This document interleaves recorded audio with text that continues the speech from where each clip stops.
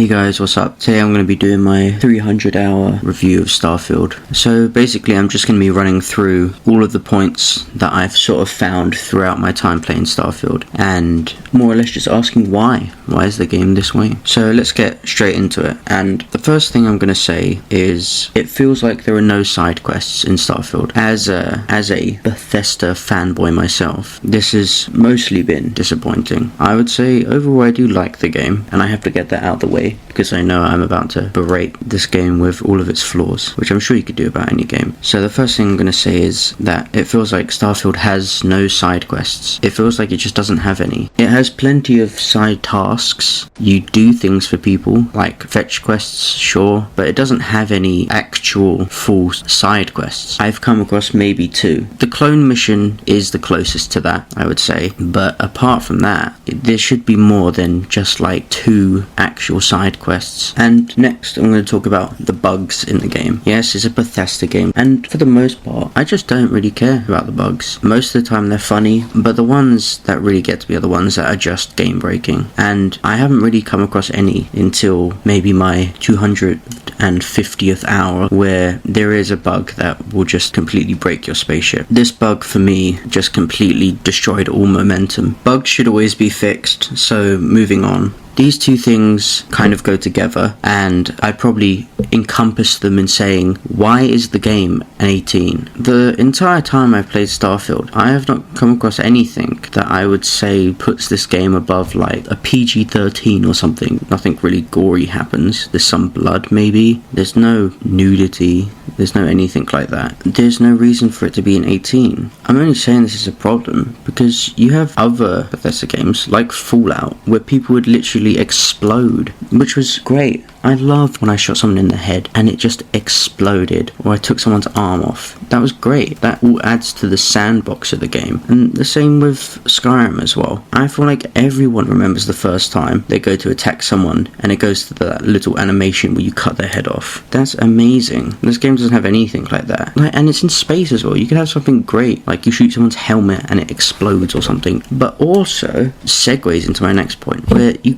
can't kill anyone in the game, which eliminates the choice. It's a role-playing game, and I can't roleplay as a mass murdering psychopath. That's what I do, and I did try my best. There's a mission where you go onto this spaceship and you just have to kill some guy. Obviously I kill everyone on board, but then there's a bartender who's named, he's immortal, and I know from experience these are people that you never meet again. With some NPCs you have to initiate something in either dialogue, you have to choose the attack option before you can actually attack them. It just kind of rips the fun out of it a little bit. I should just be able to shoot him in the head, and that should be the thing that initiates that's my choice, not I have to select it first. It's stupid. And that was always, at least for me, one of the worst parts of any of the other Bethesda games. And in those you can kill almost anyone, and it was always immensely disappointing any time I went to finish someone off in one of those games and they were just fine. I think fundamentally it's flawed as an RPG because I can't choose any of the options that I'm doing. You can't choose to do the main missions how you want. They're pretty much always predetermined. I've played through each one of them multiple times now, and I can tell you they all play out exactly the same. For example, the Crimson Fleet missions. No matter what you choose, you will always be undercover until the very last second, and then the mission ends. You choose like one option between two options at the very end of these missions, and that acts as a difference. And this feels even worse when the main focus of Starfield seems to be you go into the universe again, and yourself, when you're going into the Unity, even says, what will you be this time? What will you choose to do? And every single time it's like, I'm going to be doing the exact same thing I do every time. Next point, there are just not enough enemies in this game. There aren't enough enemies, and there's not enough enemy types. They're pretty much all the same, they just have a name and are higher level. Where on the complete opposite side, there are so many different types of aliens in the game, which is great to see, but I wish there were that many, that had guns. And I know there are other ones like the Varun, but you almost never see them. And it's a shame that there are so many different types of aliens, but there's no reason to really see them. I never want to go to any new planets because I know that there's not going to be anything there. All the planets are so empty and there's like nothing for miles. Yeah, there's nothing on the planets. all the things that spawn in are exactly the same. There's not really any variety. You'll come across one unique thing every 100 hours maybe. And when you're wandering around on these planets, what are you supposed to be doing? Scanning? It's a waste of time. Unless you level it up, then you can actually do something with it. But I don't think it should be something you have to level up for it to even be feasible. But that's the case with most things in Starfield, is that you have to level it up for it to even be feasible.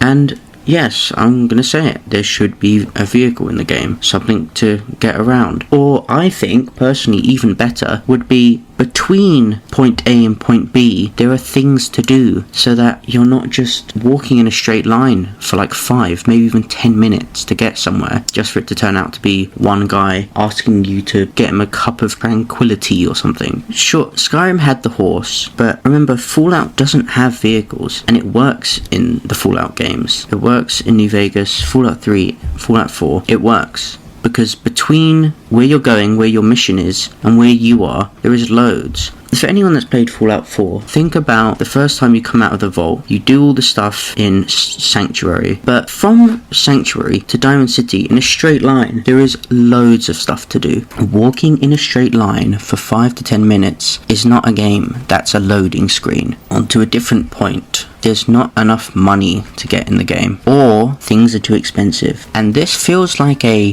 get good type of thing. However, I would say maybe whilst you're playing the game, but I'm talking about end game. When I've already finished the Crimson Fleet mission, that gives you that 200,000, and all the other main missions, what am I doing to get money? This is maybe worse for me as a ship builder who spends, I think I've spent 4 million credits altogether on building ships.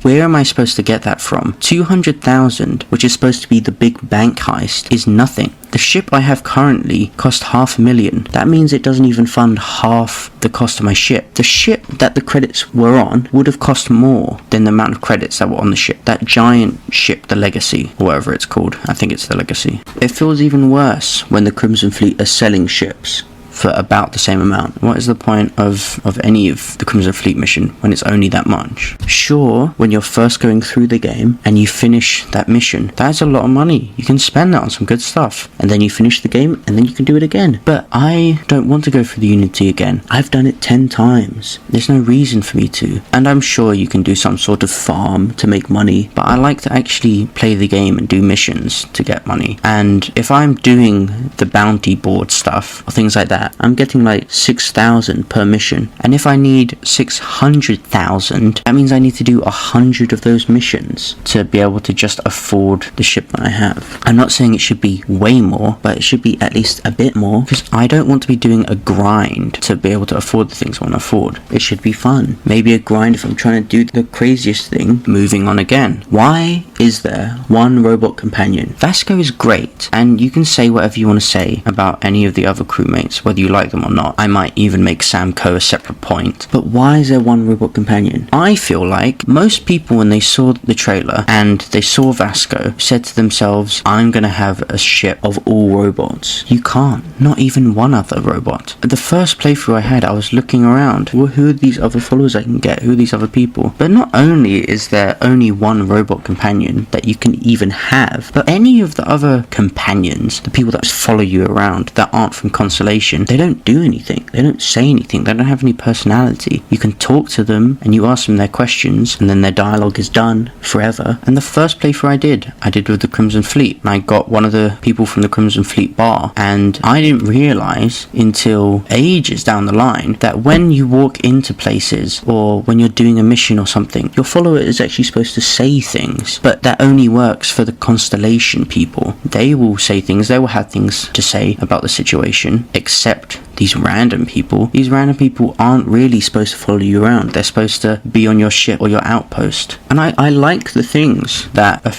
few of the followers say. I like to have them with me. And I do like some of them. I say some of them because I just don't like Sam Coe, and I'm sick of Cora. I would jettison Cora if I could. But a lot of the game as well just feels really scripted. I know that in other Bethesda games, there are things that would happen if you do something else.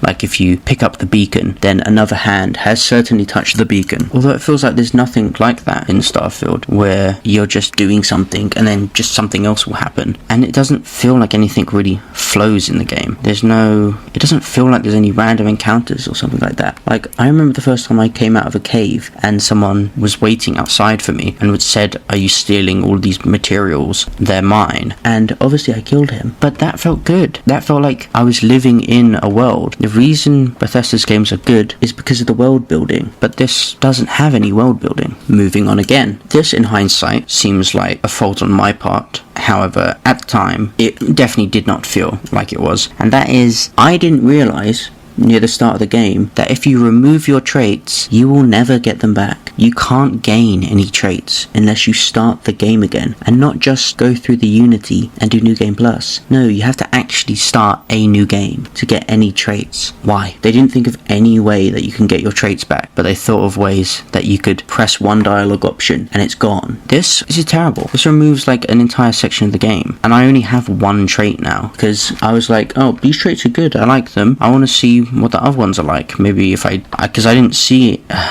like, I would have not removed the traits. I would not have removed the Serpent's Embrace. I miss having the Serpent's Embrace, and I don't understand why I can't just find the Great Serpent again. I miss that. Although it's not like the traits are really that amazing, but they add to the game, and now that's gone for me, and I can't get it again. And there's no way after 10 New Game Pluses that I'm going to be like, you know what? I feel like playing another 300 hours, but this time I'm going to be a xenobiologist. No. And that's another thing. After playing the game 10 times and doing the New Game Plus 10 times, the powers suck. They suck. There are some good ones, yes. And I do use the powers quite a lot, but half, maybe even like 3/4 of the powers, not useful at all. And quite honestly, are rubbish. When I first started, I got the gravity wave one, the one that's basically a fuss, and I thought that if I upgraded it, I would eventually get it to be a fuss rodar. No, it's still a fuss, except it's a fuss you can use a couple more times. When you upgrade the powers, it's very unrewarding.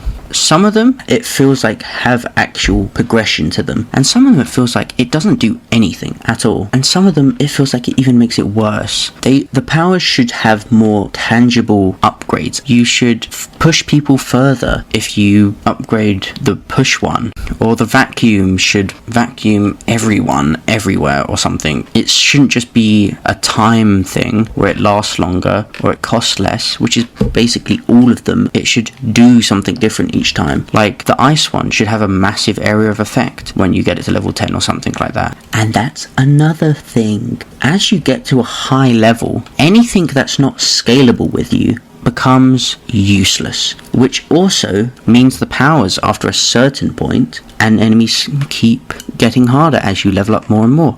Noted that is slowly, after you get to like level 100, it feels like the same amount of time to get to 110. So you have to spec in to upgrading weapons, crafting weapons, and I'm still using my Starborn armor just because I want to, but more and more it's becoming a problem because I can't craft any upgrades for the Starborn armor, and I can't get one that's better, and I'll have to start using other armor that I don't want to use, even though I've spent however many hours doing New Game Pluses to get that armor. No, I'll use the same armor that I could have got on the first playthrough. But this is also especially annoying because I started the game and I chose melee. I wish I had never chosen to use melee or melee weapons, because not only can you not craft melee weapons, not only can you not upgrade them, but they don't even have different versions. All of the weapons have refined, calibrated, advanced, and they're just the same gun, but they do more damage.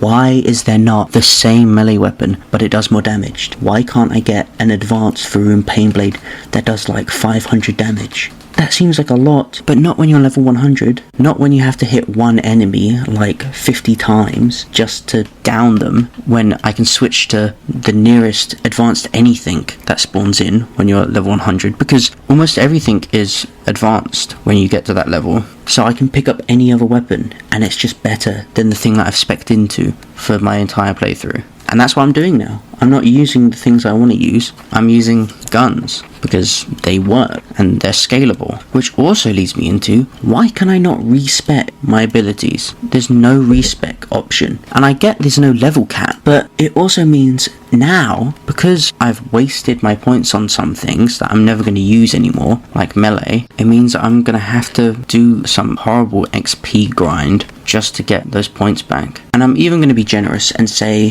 why can't it at least be each time you go into the Unity, you can do it? That feels like a perfect time whilst your solar essence or whatever is being transported to another universe. Can you not reform into, I don't know, not using melee, or your traits are different? Or even, why can I not change my traits at a plastic surgeon? I can do all the other stuff. I can change my pronouns at a plastic surgeon, but I can't change my traits. And I'll just quickly skip over this point as well. But the skip pack that you see people using sometimes, where instead of jumping up, they jump forward because they've bound their key to another, their jump to another key. You just can't do that on Xbox. You can't use the skip pack, which makes traversing even worse for no reason. I would completely replace my jump button if I could. Yeah. And my controller has other bindings on it. I could just bind it to another button. Whatever. I think I already said no random encounters, so I'll move on to my next one, which is, it feels like the stealth in the game is kind of broken or just not clear. I think it's to do with the caution. Hidden is hidden, that makes sense. Danger is danger, but the caution is very vague. I get stealth attacks sometimes when it says caution, and sometimes not. And even sometimes when it says hidden, I just don't get a stealth attack, which is also something I regret speccing into now, because I almost never stealth, because it's not worth it. And this also comes back to the powers. Void form that makes you invisible just doesn't work sometimes. Yeah, in general, the stealth is a little bit buggy. But also the combat in general is a bit buggy. It feels like the AI for the people is pretty rubbish, but for some reason, if you're on a random planet, the AI for the aliens will be way better. Like, I will run straight up to a spacer and I will be shooting them in the back like 50 times, and they don't care. They don't even turn around. They're too focused on shooting my companion a mile away. As soon as I go to snipe a random cockroach from a mile away, they'll like turn into Daredevil and they'll do a backflip, or they'll strafe out of the way to avoid my bullets whilst running at me, actually strafing. What? Why is this cockroach so much smarter than a spacer? Maybe spacers are just that stupid. This point links back to my point about not being able to end game people or being able to blow them apart, is why can't I strip people? This may seem like kind of a weird point, but that is something I like doing on other Bethesda games, is after someone is dealt with, I can take their clothes. It's more about, I want to take their clothes, I want to have what they're wearing, than just stripping them down, but that's a bonus. But why can't I do that? A lot of the time, you just can't take the clothes they're wearing, and even when you do, they're still wearing them. And the reason I know that all these people have a model without the clothes is because sometimes they'll be bugged out and just walking around not wearing anything. So why are they not wearing anything when I actually take the clothes they're wearing? It's kind of maybe a stupid point, but it just shows that's the sort of like, because these are the sort of games that you play yourself. It's not about what the game has to offer, it's about what you do with it more, and it doesn't give you the option to do things like this. But also with that is pickpocketing. I can't pickpocket clothes off people either, or really I can't really pickpocket weapons off people, even though I leveled that up all the way. The chance to do it is still like 12% or something, and just not worth it. Why would I do that? I get it's taking their gun off of them, but also linked to pickpocketing is lockpicking, and I'm sure everybody knows the lockpicking is stupid in this game. Everybody knows that it's silly. You pick the lock on a master lock and it has like 100 credits and a few bits of ammo in there, and everybody knows that if you pick good lock you should get good thing. I'm gonna just skip over that because obviously loading screens. Everybody talks about the loading screens. Yes, they are annoying. A lot of the time, it feels like they're not needed. And I know they're not needed because they lead to a section that you can jump to or that you can fall down to. But the elevator will have a loading screen because they didn't make an elevator, even though that in some places there are actually elevators. I think the problem is the companions don't get on the elevator, so they have to do that to make them teleport to you. I don't care. They just shouldn't be the loading screens, especially when you don't need them. And I like the animation, actually, when you land and take off from a planet. Every single time, the whole 300 hours, I do think that's cool. I like seeing my ship take off, but I don't like seeing my ship dock every single time. And when you land on a planet and when you take off from a planet, you don't always see that animation, but when you dock, you always see it. And when you undock, you always see it. Also, the FPS capped at 30 frames per second on Xbox. And when I first heard this, I was like, you know what? They're saying that it's for a reason. It's because, you know, the game is so next gen that we're just barely being able to get it to run on the newest systems or whatever. No. What in this game is that intensive? What? Because I'm not really a stickler for the graphics, but they're not like amazing. I don't think anyone thinks they're amazing. So why is it 30 FPS? Is it because they need to load in the barren expanse of the moon? FPS should be more. Yeah. Also, I would say this is my last point, is there's no radio like in Fallout, which is kind of depressing. I'll be walking around with no music or anything, and whenever I'm just farming or whenever I'm doing some grind, I'm always listening to music just on Spotify, and it makes the game so much better. And yeah, that proves that you can put your own music on, but I shouldn't have to, is what I mean. When I'm playing Fallout, I don't put my own music on. I listen to the radio because that's the radio for the game. And Skyrim doesn't have a radio, but you know what it does have? It has music. Everybody knows the music from Skyrim. Anyway, Starfield's score is... it feels almost non-existent. I don't think anyone could hum the tune to Starfield. The one time that I thought the score was pretty cool was when you go through the Unity and you get that, like, magic cutscene or whatever with the clouds and the space and stuff. That is cool. I like that. But they don't go hard enough with the score. It's very background and very not really there, or whatever, you know what I mean. Overall,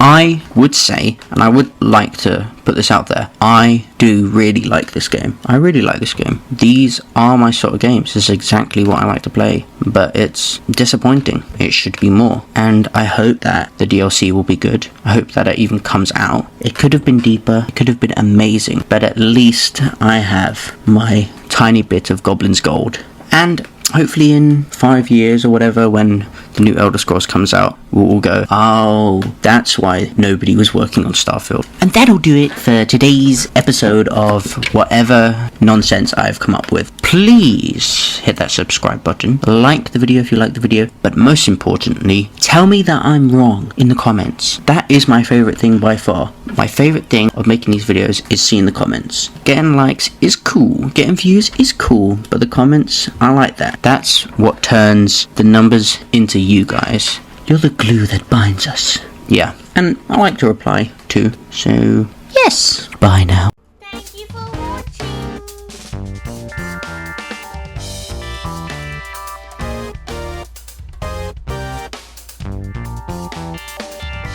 Bye bye.